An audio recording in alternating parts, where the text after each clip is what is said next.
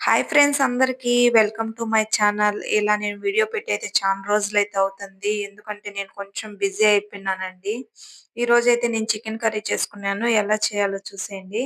Chicken అయితే ముందుగానే నేను వాష్ చేసుకున్నాను. ఇక్కడ ఎక్కువ ఫ్రీజర్‌లో ఉంటది కాబట్టి నేను కొంచెం వెనిగరు, సాల్టు వేసి బాగా వాష్ చేసుకొని పక్కన పెట్టుకుంటున్నాను. దాంట్లోనే కొంచెం పసుపు, ఉప్పు, కొంచెం చెక్క, బిర్యానీ ఆకు, లవంగం వేసి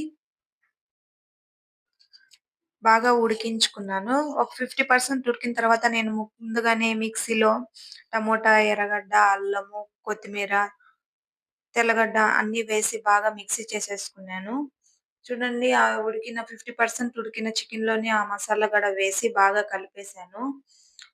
ఆయిల్ అయితే వేసానండి మీకు చూపియలేదు.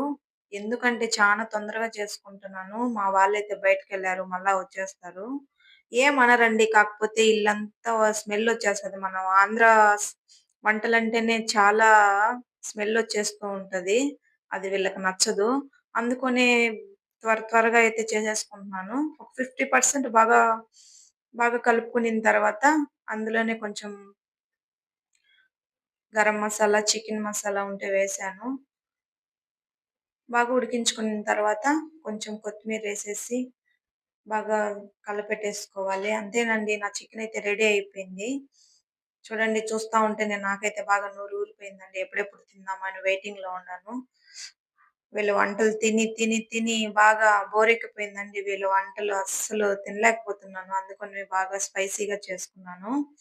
చాలా బాగొచ్చిందండి. చాలా అంటే చాలా బాగొచ్చింది. అదే పనిగా ఇంట్రెస్ట్ పెట్టి చేస్తే మటుకు అంత బాగా రాదు గానీ, నేను త్వరగా చేశాను కాబట్టి బానే వచ్చింది.